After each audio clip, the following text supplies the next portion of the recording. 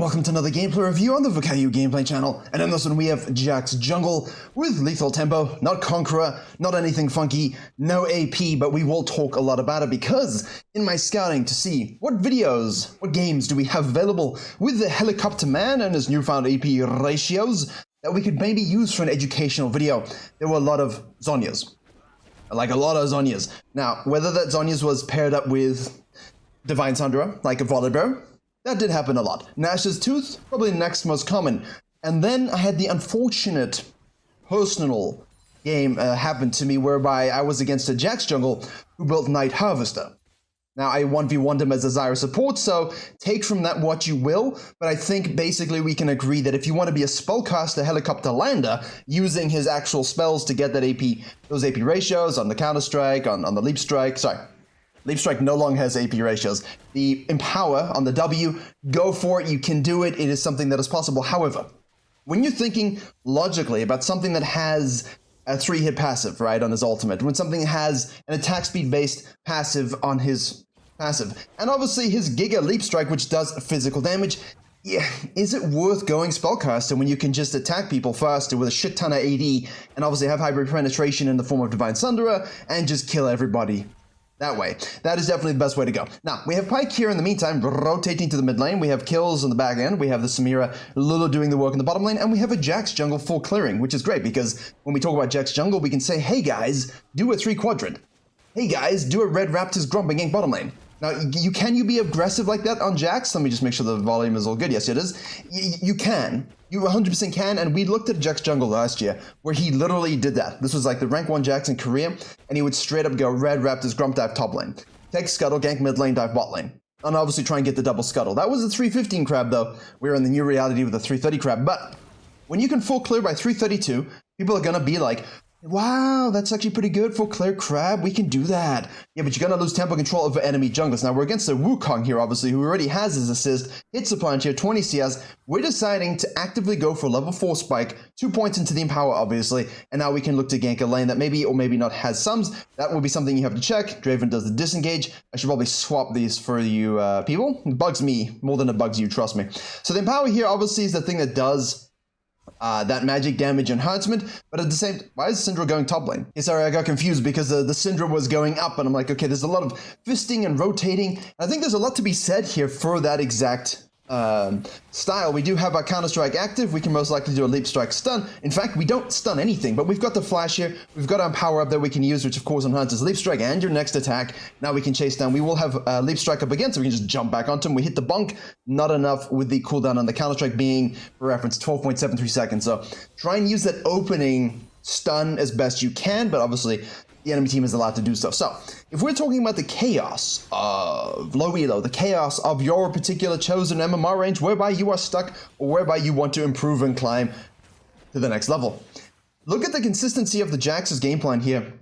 I'm going to start this, I'm a full sequence, I'm going to take a Scuttle, I'm going to gank bot lane once, I'm going to gank bot lane twice. All the chaos around us was irrelevant, right? We had Pyke roaming to the mid lane. We had Wukong with an early gank showing up hitting a plancher 20 CS5 camping. We have the Silas chasing down the Malphite. The consistency here is in your ability to just say no. Can you say yes? Yes. And in the Night Harvester JAX game I was telling you about, the guy was just a spam ganker.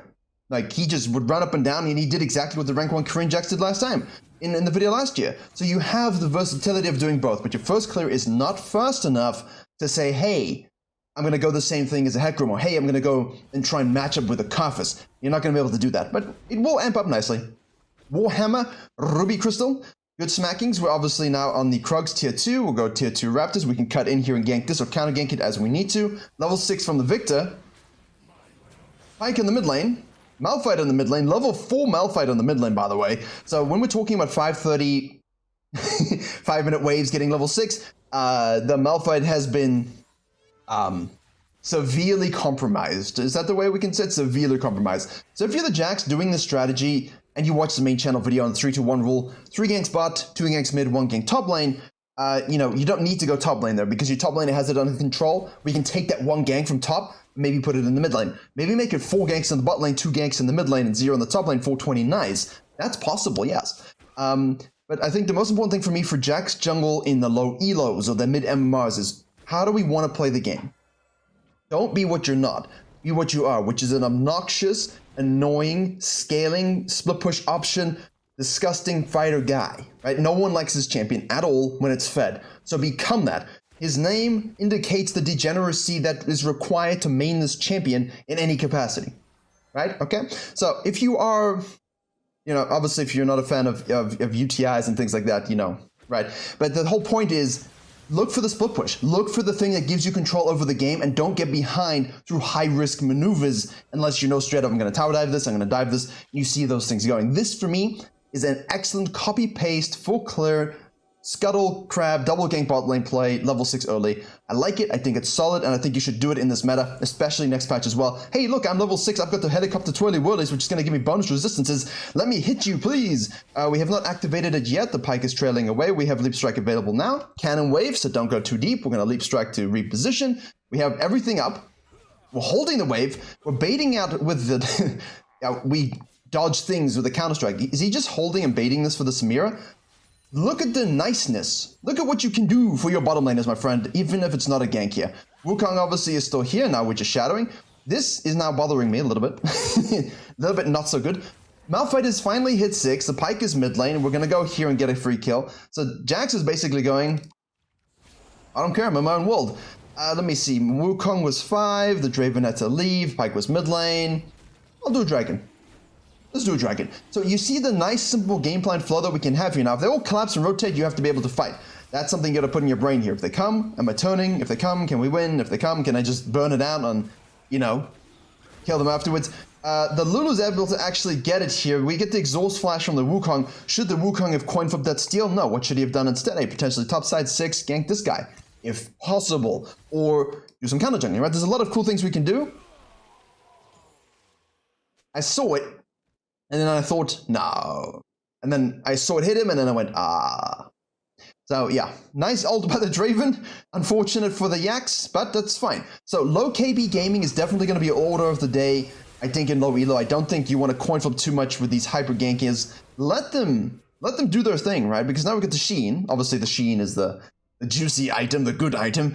And now we can carry on farming it away. So why I chose this one over, say, one with like 6.1 CS permitted, and I chose this one with 7.5 and plus, is because I figured if he's got the solid game plan, right, the objective control, the ability to get to 1 item, 2 item, level 11, 16 ahead of everyone else, that's what you need in mid and low MMRs to win games, to carry games as Jax. You just need that lead. And the low risk, easy map control variant of this jungler has always worked. Even Feral Flare. Do you guys remember Feral Flare? If you don't remember Feral Flare, effectively an infinite scaling farming itemization choice that gave you a ward that you could place from, say, where he is now to, like, not quite, but like really far, right? There's a huge range ward that you got, one ward on it. You could kind of, it's like the early trinket invention, season 4.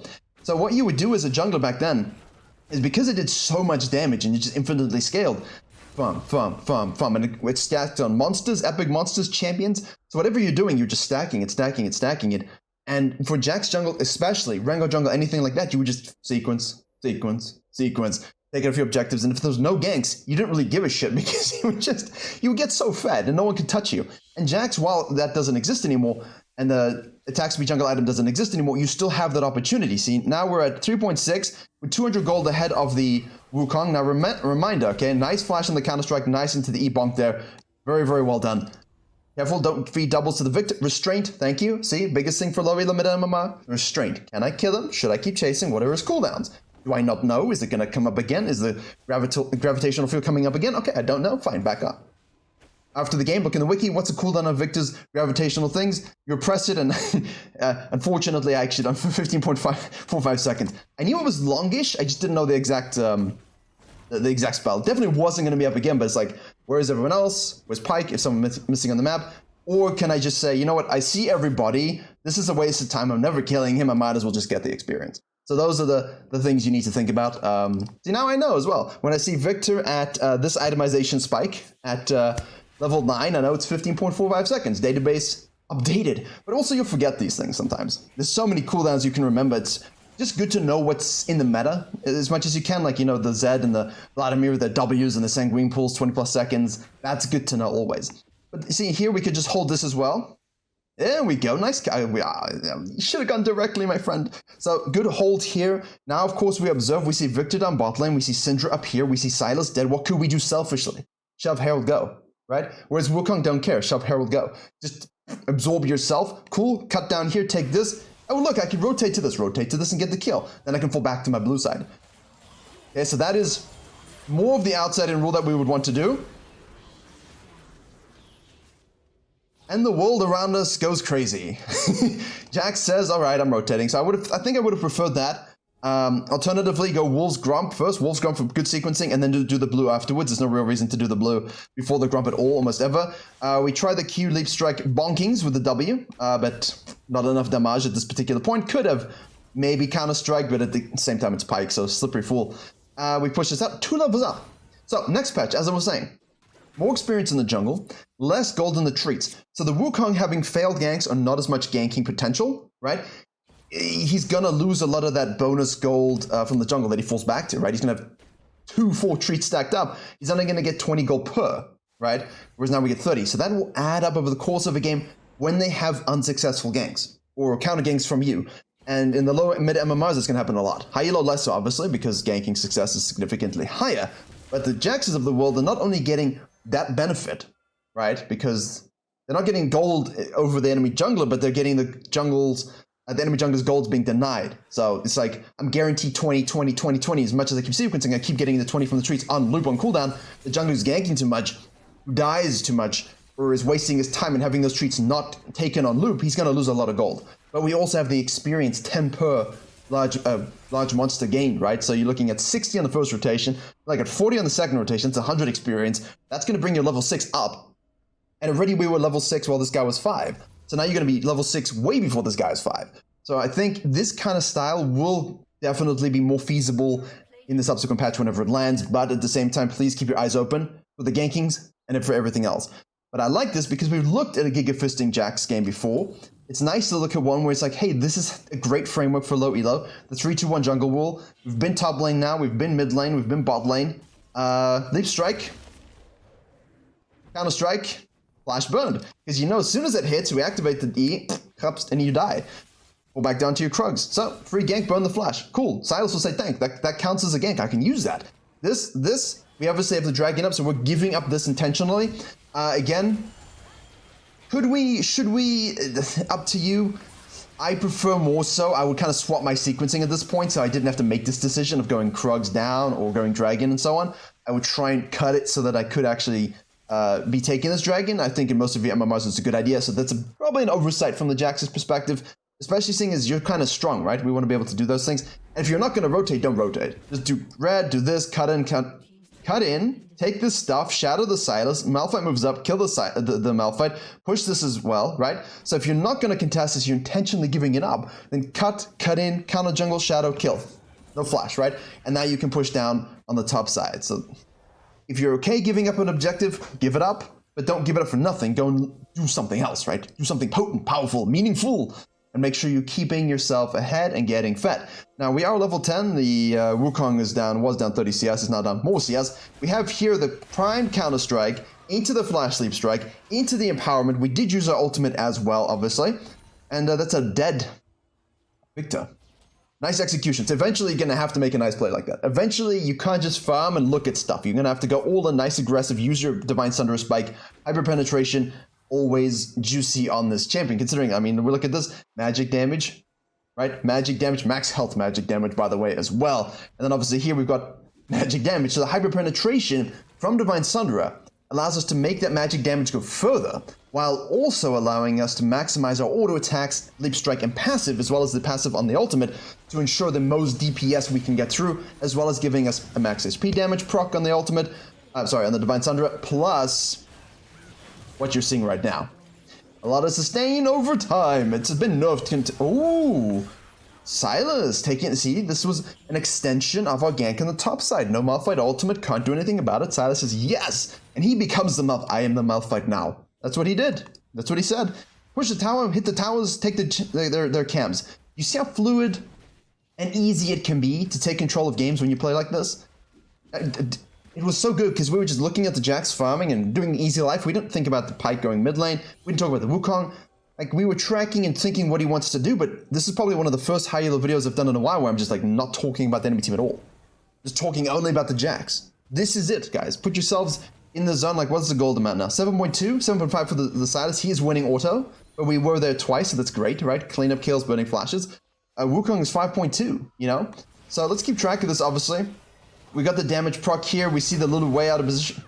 The Wukong out of position. The Lulu's on our team. The Wukong's way out of position because he tried things.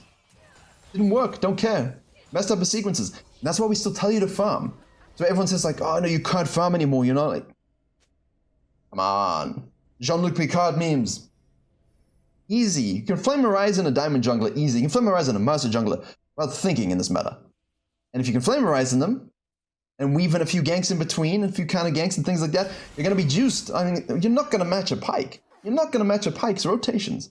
You can't. So, do what you can, which is, of course, control yourself and farm it up. Right, we have the Frozen Heart here. Cooldown, haste, mana, armor. Yes. Am I concerned as much for the magic resist?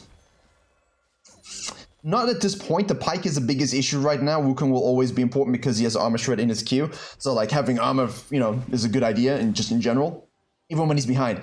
Champions like Pantheon and Wukong who have passive armor, penetration or shred, don't have to build that cleaver and be ahead to kind of get that. It's good to build a little bit tanky because you can kill them and now they definitely can't kill you. Whereas if you build more squishy, you make a mistake, they can still kill you just because of their kit, right? They're early mid-game spikers. Right, we didn't get the second dragon, unfortunately. That's fine, we'll take the second herald. We're looking at this here. Why are you being caught out, your bottom laners? We know that we have Syndra base pushing top lane. We know that we have Silas in the bottom lane, although he does have TP. We're not leaving our herald because we see the Silas. Once you see the Silas, now you can TP and go backline, but at the same time, are we sure we wanted to go for that, actually? I'm looking at it, I'm like, how can I spin this positively? How can I say that this was a good play? I'm selfish, I'll just take the herald and bounce. I'll take the herald and take this, and then loop back and take the... No, that's probably too much looping. We'll just take the herald and take the grump and get out. Once you see the Silas TPing, you can be like, maybe we can do something, but we just dove backline there. Probably not the best strategy. Okay. Never mind. Perfect. Great play. Excellent. Well done. Yes. Good. Perfect play. Results based. Yeah, so here, I mean, you rotate if you can, if you cannot. Make the calculations in your head. Probably too deep. Let's be honest, probably too deep, probably not the best play here. This is probably like, guys, you're idiots. Don't TP. Syndra can do this. We can go here. They can push up here. We'll just herald this, activate this, punch this. Silas can maybe cut off and hold or just push as well. They're going to be confused as to what to do next. We'll reset. Well, everyone out of base, respawn straight to the dragon. Second dragon's proc. They're going to rotate over here. We fist them. We push this. We take that. Easy. You see it. Now, for magic resist itemization, could we want to go the Blight of the Rune King for DPS? You could. This particular player prefers a bit more of a resistance-based scenario where he likes the Divine Thunder, Frozen Heart plus Wits End combo, and can anyone blame him? It's a legendary combo. It's a good combo, and we all enjoy it. I do like Blight of the Rune King, though, instead. I think it's good for your split pushing, for your lower elo gamings. However, only when you have a lead and you know what you're doing. In this particular case, it's better to just get the resistances and never die. Well, we'll see. Because that scales with AD, right? Those resistances scale with AD. 250 damage, magic damage. You know a lot of magic damage, but the passive plus the Q is going to do work as well. We're going to jump in here, counter-strike to avoid the hook, but of course it doesn't do anything. It hits us. Silas goes in, steals the Pyke's ultimate, hits the Chains of Destiny, which hit nothing. So the Chains of Nothingness. And the whole team is pushing up here. Now, of course, we have pressure. We see that the victor is not in the right place at all. So we're going to hit the chains. We're going to hit the counter-strike, leap strike, stun, double stun here. We're going to flash out. We have the Lulu ult on the JAX, which is, of course, very, very annoying. We have the Wukong dive in the back line, ulting, forcing flash from the Lulu side. This is a bit out of position. JAX is diving to the back line for counter-strike, leap, and he gets the stun. Draven's ulting us in the back line. We're going to keep going as best we can. And we died. So the game is swinging. We got a nice swinger here. Very good. That should be a Baron for the blue team. Do we need to watch that happen? No, they got it. Nice and free. Now, of course, they're going to push up here. Yes, they are. So, Eat Roas is not having the best game anymore because his team are showing themselves to be not so good gamers. So, we lose the Herald, Baron. And we're not in the prime position to hold this at this particular point. We did actually lose a Herald as well, so fortunately, yes. And we don't quite have the Wits End yet, so we don't have the MR necessary for the victor. We have the TP, double TP right? Coming through from the red team here, trying to catch him out of position. Jax is way on the back line now, though. I don't like his entry point in these fights. This is a great example of not good fights, right? He's diving back line. Yes, he's absorbing attention, but it's not good enough. He's not getting kills. He doesn't have enough damage to get kills. They're focusing him very, very well. He's out of position. Definitely something to learn from in terms of, hey, mistakes, right?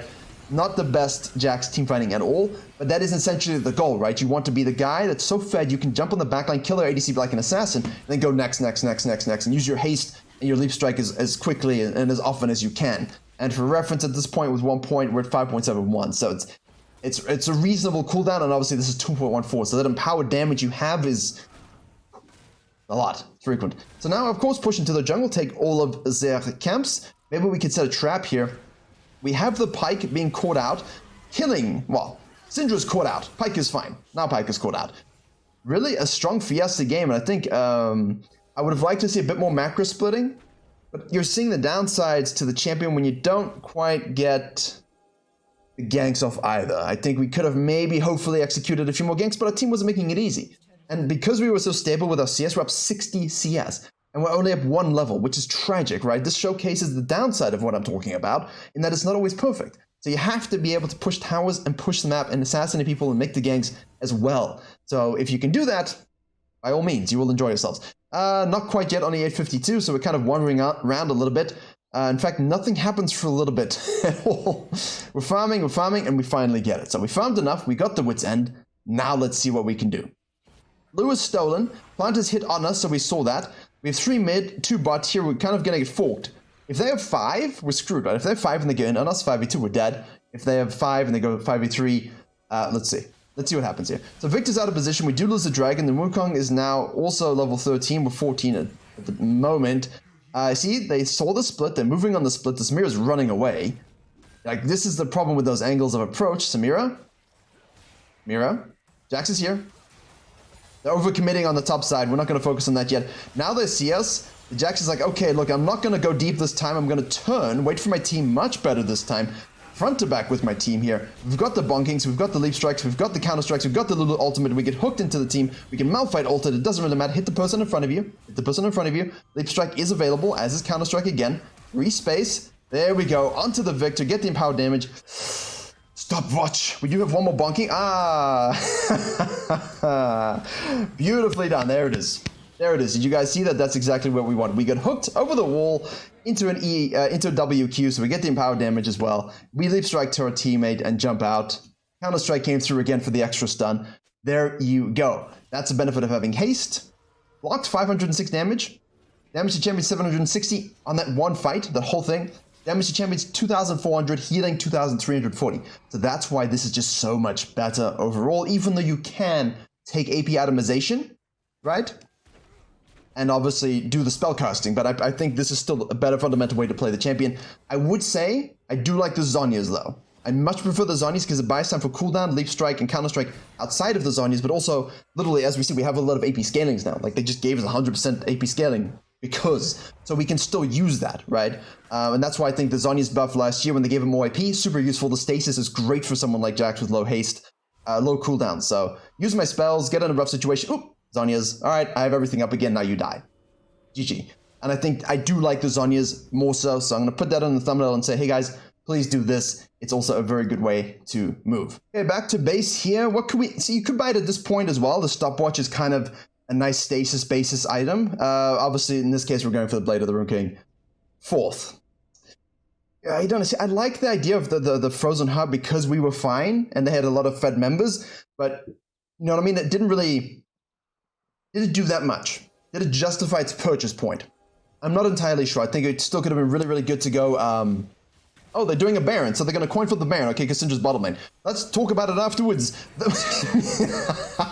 See, now he's loading. Deep Malphite, turn back, peel, right? Peel the Wukong now. There we go. We're going to have Leaf Strike back again. There we go. Keep going, keep going, keep going. See, now the next person, just use your Leaf Strike as often as it's up. Use your Empowered as often as you can. Use your Counter Strike as often. Just spam your spells as soon as you're up the Rengar strategy. But as soon as he realized, hey, if I just use my Counter Strike and my damage for peel and then turn to the next target, we win. Who knew? So great team fighting adjustment after 2 or 3 really terrible fights. So really nice to see that adjustment. Learning in real time are these players. incredible, isn't it? So yeah, I mean, did it justify its purchase? I don't necessarily think personally that it did. What you can do if you're worried too much about it is because we haven't played it, it's less of an issue about the armor. You could just sit on the Warden's Mail, right? So in this particular case, you could say, look, I'm going to go Blade, I'm going to sit on the Warden's Mail, I'm going to finish the Blade, finish the Wit's End, and then I'll flex into Frozen Heart finally.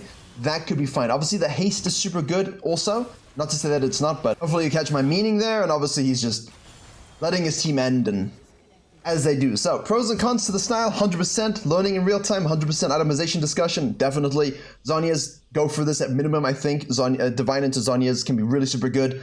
Blade, you can also rush with that, although that's maybe a little greedy. Instead of just going Wit's End, like you could, Zhonya's Wit's End would probably be a better combo, in my opinion. So, yeah. Don't forget, Live Companion Guides.gg has JAX available right now. Virkayu.gg has courses available for pre-order right now, coming soon. I'm recording this week, next week, and the week after, getting them done as soon as I can. Thank you very much for watching. As always, I will see you all in the next tutorial.